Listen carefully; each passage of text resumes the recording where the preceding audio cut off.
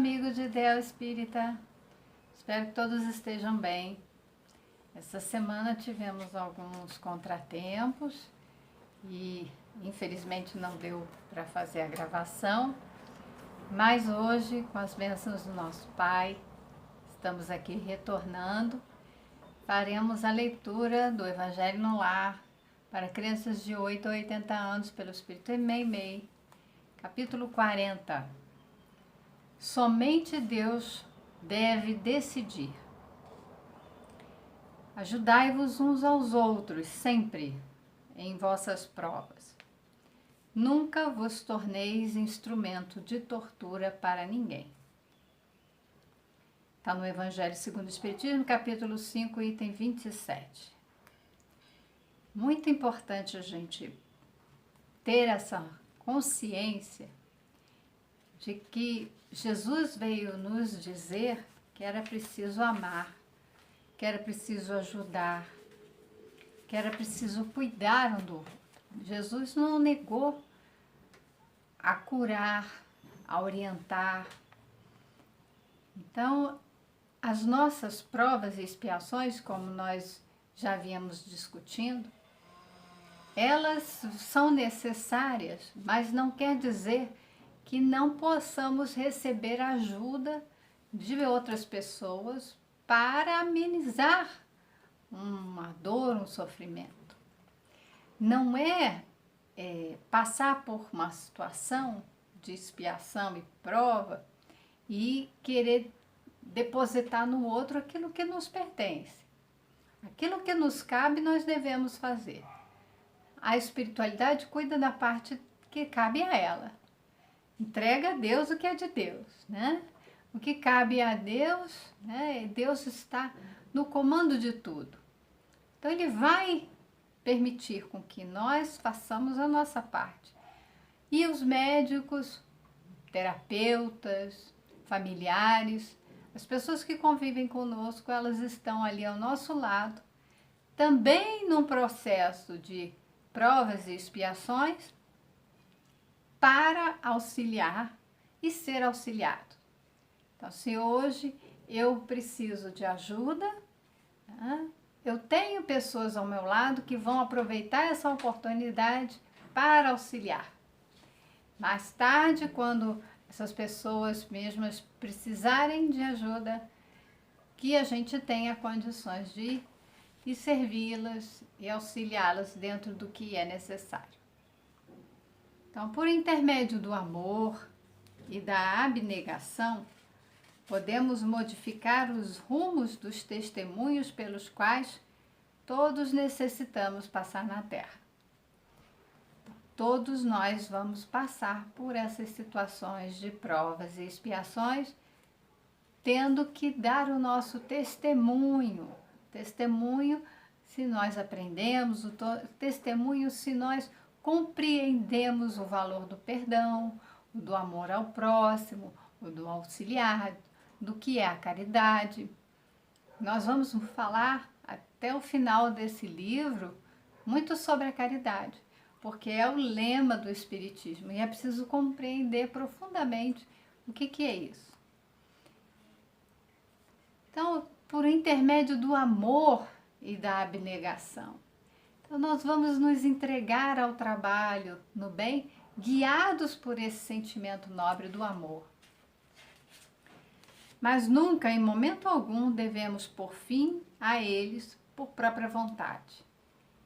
Em momento algum devemos pôr fim ao nosso sofrimento, ou seja, as situações em que nos são necessários os testemunhos.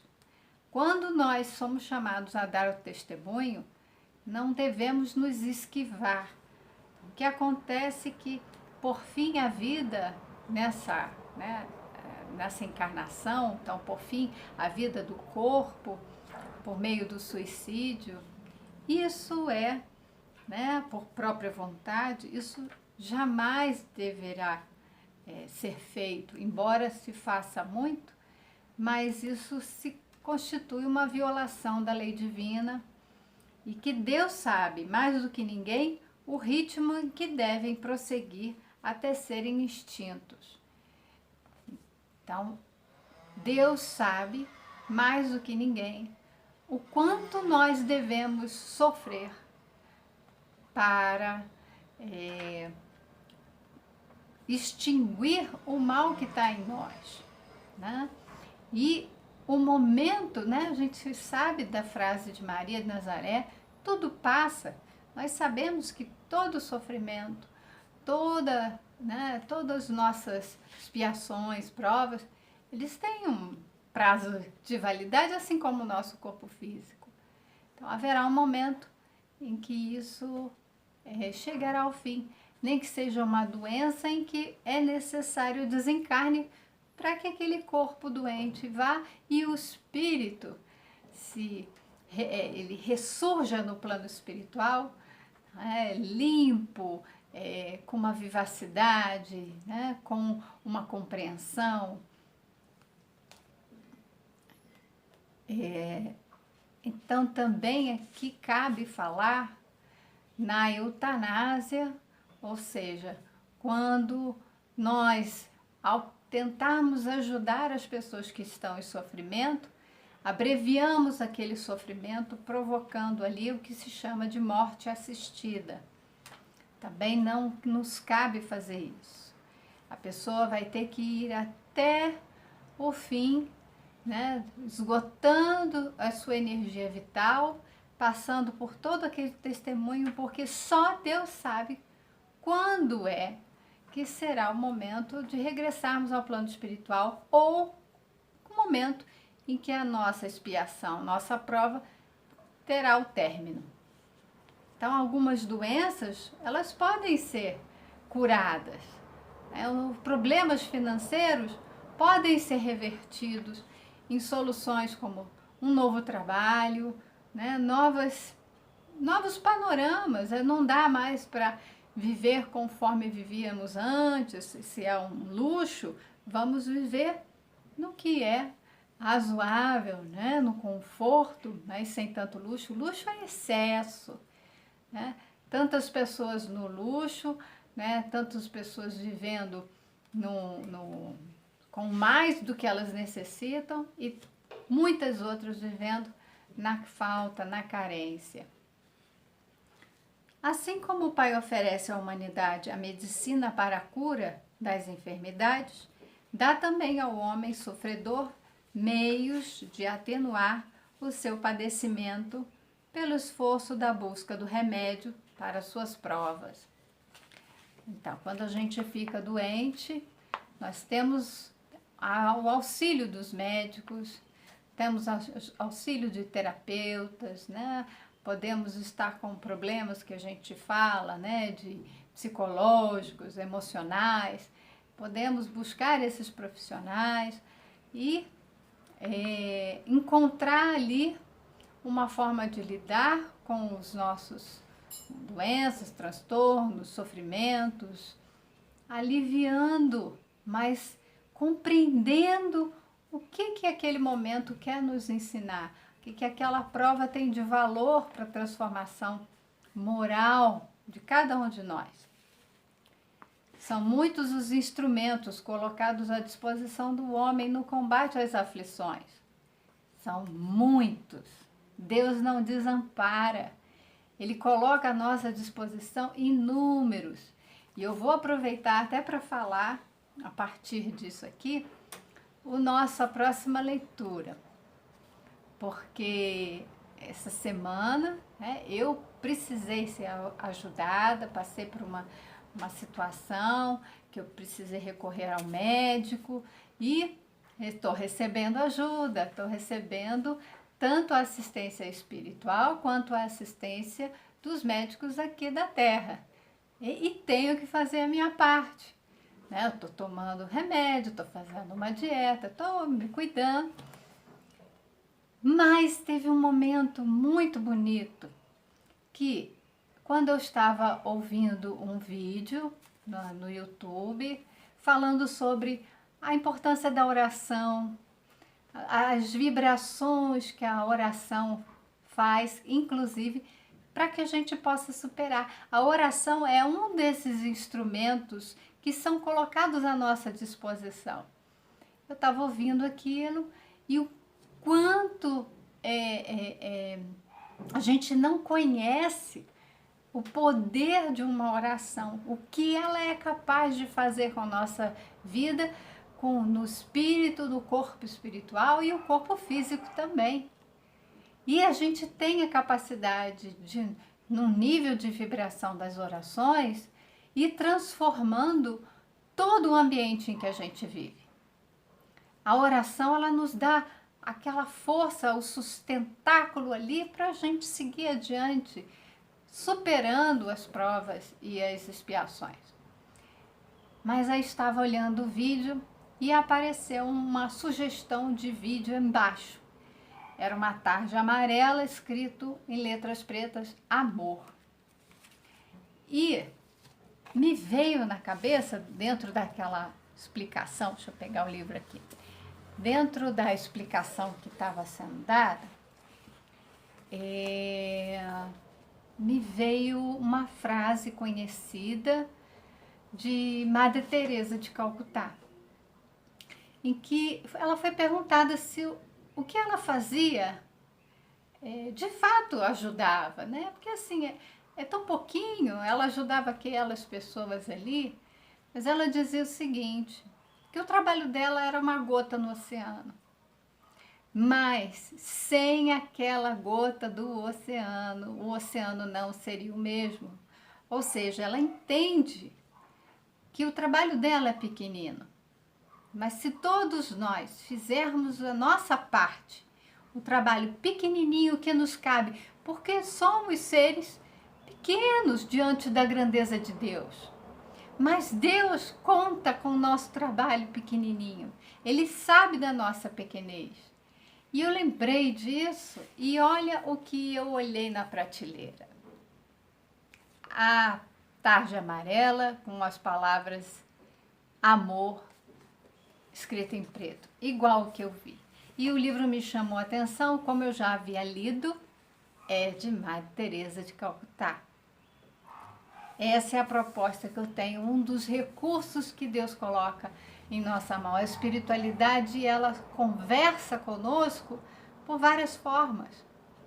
Ela nos faz olhar e encontrar os recursos à nossa frente, à nossa disposição. Basta que a gente esteja atento. Então, nós vamos ler passagens dessa obra, foi psicografada, né, pelas mãos de Robson Pinheiro, e se trata da força eterna do amor. Nós vamos ouvir um pouquinho dela ao término da leitura deste livro. Né? Nós temos ainda 10 capítulos para encerrar esse livro, mas já vamos preparando a leitura do próximo com muito amor. Nós precisamos vibrar muito amor, porque o amor cobre uma multidão de pecados. O amor é essa energia que cura, o amor é essa energia que renova, o amor é aquilo que Jesus veio nos ensinar. Tudo está resumido na lei do amor. Ele disse que todas as leis e os profetas estavam contidos no amar a Deus sobre todas as coisas, amar ao próximo como a si mesmo. E amar ao próximo inclui todos. Por isso que ele falou do amar os nossos inimigos também. Não se exclui, estamos todos ali contidos nesta lei. Amar a todos não é fazer distinção de cor, de sexo, de idade, de se tem transtorno, se tem saúde. Isso não importa. Deus ama a todos e nos conhece profundamente. Então, todos os recursos são colocados à nossa disposição por Deus, através das mãos dos homens, através da mão da espiritualidade e nos inspirando a fazermos a nossa parte também. Desde o conforto moral, nós recebemos esse conforto moral, o amparo material, os conselhos e até mesmo os exemplos. São todos capazes de levá-lo ao reerguimento. Todo espírita deve, por sua fé vivenciada na razão, compreender a extensão infinita da bondade de Deus. Extensão infinita da bondade de Deus. Tudo que nos acontece pode ter aparência de mal, mas está diante dessa extensão infinita da bondade. Trata-se de oportunidade para a nossa transformação. Se aquilo que nós julgamos ser mal é porque não nos é necessário, é porque aquilo que nós às vezes queremos não vai nos contribuir para o nosso avanço espiritual. Nós costumamos alimentar o nosso corpo físico, ter a barriga cheia, mas como o mentor espiritual, né, da nossa família nos falou, é preciso alimentar a alma faminta. Todos nós estamos famintos de amor. Todos nós estamos carentes de afeto, todos nós estamos necessitados do perdão de tantos erros cometidos. Então, nós temos que entender que a bondade de Deus está em todos os lugares, em todas as situações. E não julgar precipitadamente se uma prova está chegando ou não ao fim. Não nos cabe. Nós precisamos ter resignação, que já discutimos aqui antes. Fé raciocinada e saber que podemos contribuir para que o fim daquele sofrimento, o fim daquela provação, da expiação, depende de nós, das nossas atitudes, das nossas ações. Podemos prolongar desnecessariamente também, mas podemos encurtar, suportando com alegria e gratidão as dores que nos visitam. Isso não é uma lição fácil, porque nós temos medo, nós não gostamos de sofrer, ficamos tristes. Quando a gente adoece, a gente fica assim, puxa, por que eu adoeci? Por que logo eu? A gente não pensa, poxa vida, o que eu fiz tal coisa, o que foi que eu fiz? O que foi que eu fiz para merecer isso? Vai, aprofunda. O que nós fazemos da nossa vida cotidianamente para que nós precisássemos passar por situações para nos alertar que nós temos que viver uma vida espiritual na matéria e não uma vida material, né? Somos espíritos vivendo uma vida na matéria para alimentar a vida espiritual, para nos transformarmos, mas moralmente, espiritualmente. Então, tudo isso vai contribuir para que haja o término do nosso sofrimento, das nossas dores, dos nossos testemunhos, né? Tanto para encurtar ou alongar. Para aqueles de visão materialista, seria atitude piedosa, o desligamento dos aparelhos que mantém a vida do doente. Então, uma pessoa que está no hospital, cheio de aparelho, desliga logo, porque vai dar jeito. Muitas vezes os médicos têm esse discurso. A pessoa está ali, já não vai mais sobreviver. Quantas vezes, na hora de desligar o aparelho, a pessoa recobra a consciência? Sai de um estado de coma e ninguém compreende. Porque está para além da nossa capacidade de compreender. Está para além as coisas divinas, só com Deus mesmo. Então, a fé raciocinada é saber que somos espíritos, é saber que não morremos. O materialista, ele não tem esse entendimento. Então, quantos moribundos retornam à vida normal após chegar à beira do túmulo? Somente Deus, nosso Pai Criador, tem o direito de cortar ou prolongar a vida, segundo o que julgar a respeito. Há casos, porém, em que o homem verdadeiramente abnegado vai ao encontro da morte, doando seu semelhante ou a pátria, sem que haja intenção premeditada de morrer. Então, quantas vezes nós colocamos a nossa vida em risco para salvar outras? E acontece de perecermos para que alguém continue, né, aqui, sobreviva. Mães que dizem, salva meu bebê, né? Deixe-me morrer, mas salva o meu bebê. Né? E nesse impulso de querer, por amar ao outro, de deixar o outro vivo. Mas se nós entendermos que nós somos espíritos, não morremos, nós vamos mudar um pouco essas concepções, né? E poder compreender a morte de outra forma, compreender as provações da nossa vida, as doenças, como uma comunicação. E também, se queremos viver, se temos aqui um propósito de vida, por que não dizer ao Pai, Pai, eu quero ficar bem, eu quero ficar com saúde, e diante das provações, diante das minhas condições físicas, farei o que for possível, mas continuarei aqui nesse trabalho, nessa doação, no aprendizado, porque o corpo pode estar adoecido, mas a gente pode continuar orando, vibrando por todos nós. Nós podemos estar ainda sendo úteis. Enquanto formos úteis, já li essa passagem aqui, enquanto formos úteis, estaremos aqui. No dia que nós colocarmos em prejuízo a nossa própria evolução, não terá mais sentido a nossa permanência aqui na Terra, porque não tem como a gente adquirir dívidas e retroagir na evolução.